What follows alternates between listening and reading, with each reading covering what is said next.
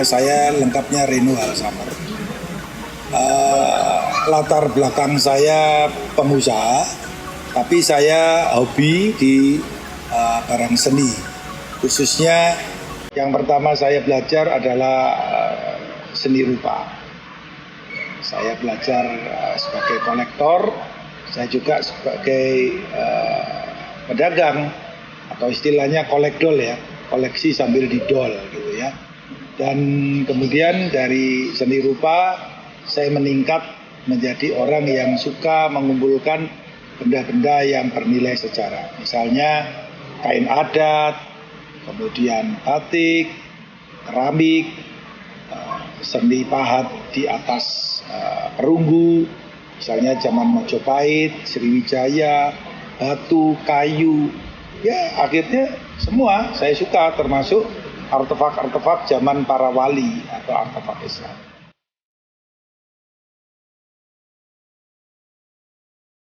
Ya kalau pelukis itu kan yang pertama lukisan itu menjadi mahal kan, tetap ya orang itu menjadi punya nilai itu kan skill ya. Jadi ya, banyak pelukis tapi kan yang pertama tetap skill itu menjadi yang utama. Yang kedua ide ya. Apapun yang kita kerjakan kalau kita punya ide-ide yang tidak seperti yang dikerjakan orang lain, tentu itu kan juga menambah nilai tersendiri. Saya pikir pelukis yang hebat ya pertama harus ide, yang kedua tetap harus skill. Kalau sekarang saya lukisan tidak banyak, karena sekarang saya bergerak di pengembangan museum. Jadi saya lebih bergerak sekarang, kita punya 5 museum. Jadi kita lebih bergerak ke penyelamatan barang-barang budaya, pelestarian barang-barang budaya. Misalnya seperti wayang, topeng, patung, senjata tradisional dan lain-lain. Yang pertama, museum yang kita kelola itu di Jatim Park 1, namanya Indonesian Heritage Museum. Di sana dia menyampaikan tentang edukasi dari suku-suku di Indonesia. Dimulai dari Jawa Timur, karena saya stay di Jawa Timur, dan Jatim Park 1 itu ada di Jawa Timur, kemudian ke Jawa Tengah, Jawa Barat, Sulawesi, Sumatera, Bali, Papua, Kalimantan, dan lain sebagainya. Jadi di sana juga kita jelaskan dan kita sertai dengan benda-benda koleksi kita. Yang kedua, kita ada museum di Lamongan, di Wisata Bahari Lamongan, yang bercerita tentang Indonesian Islamic Art Museum. Jadi kesenian di era Islam. Yang ketiga ada di Jatim Park 3, namanya di Miracle. Itu lebih ke edukasi tentang bencana alam, tentang perjalanan ke bulan, itu prosesnya bagaimana, seperti di Universal Studio. Yang keempat di Jogja, namanya History of Java. Jadi sejarah tentang manusia purba Jawa sampai berdirinya Keraton Yogyakarta dan Surakarta. Kemudian yang kelima lagi dalam cara pembangunan, namanya History of Sundaland. Jadi bercerita tentang bagaimana terbentuknya Pulau Sunda atau Jawa Barat dan semua kebudayaannya dan perjalanan sejarah. Ya, pesan saya kepada generasi muda, sebenarnya peluangnya sangat besar. Ya, kebudayaan kita sangat kaya. Harusnya ini bisa menjadi satu peluang besar, baik dalam sisi perfilman, baik dalam sisi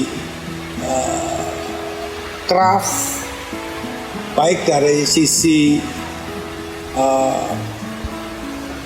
cerita, seni, itu semua bisa menjadi peluang bisnis. Bayangkan anak teman saya ikut lomba dari masing-masing university, lomba packaging di Jepang. Karena dia mengangkat tema Timun Mas, dia menjadi juara 1. Karena juri memberi nilai lebih dari dia karena dia memasukkan unsur kultur, unsur cultures, unsur budaya. Coba kalau dia cuma buat packaging saja yang bagus tapi tidak ada nilai budayanya, kira-kira mungkin dia juga gak akan menang gitu. Tapi karena dia dapat memberikan satu desain yang bagus dan ada kekuatan nilai budayanya, dia menjadi juara satu. Dia mengalahkan banyak negara. Jadi yang harus kita bangga dan harus kita sadari.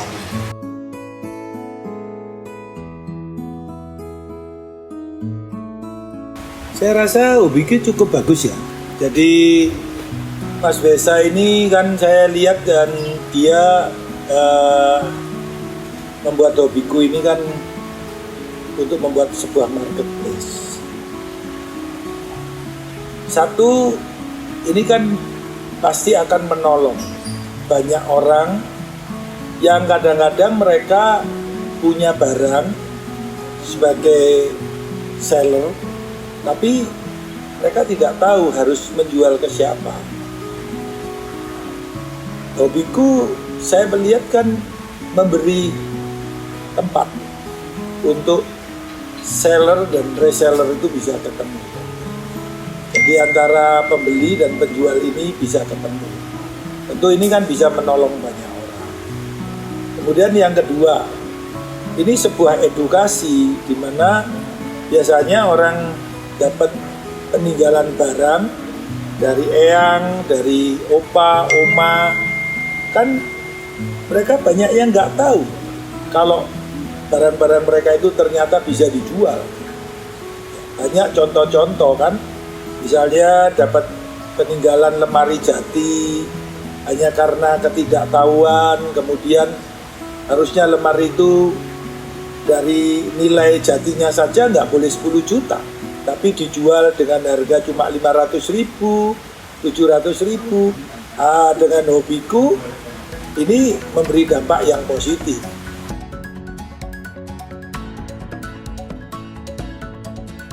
Ya, pesan untuk Hobiku, saya pikir Hobiku maju terus, sukses, karena Hobiku memberi dampak positif.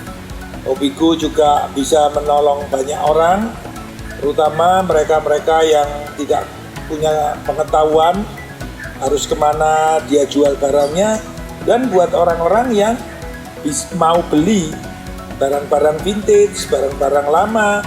Mudah-mudahan Hobiku juga bisa menjadi satu wadah yang juga bisa memberikan edukasi tentang barang-barang mana yang baru dan barang-barang mana yang lama. Karena bermain di dunia antik ini kan tidak menutup kemungkinan ada orang-orang yang memang punya niat yang tidak baik, yang barang baru dibilang barang lama. Mudah-mudahan tadi saya diskusi sama Mas Besa, Hobiku sudah ada para ahli, para kuratornya yang bisa memberikan satu edukasi untuk mereka yang memang niatnya mau menjadi kolektor barang-barang seni yang punya usia.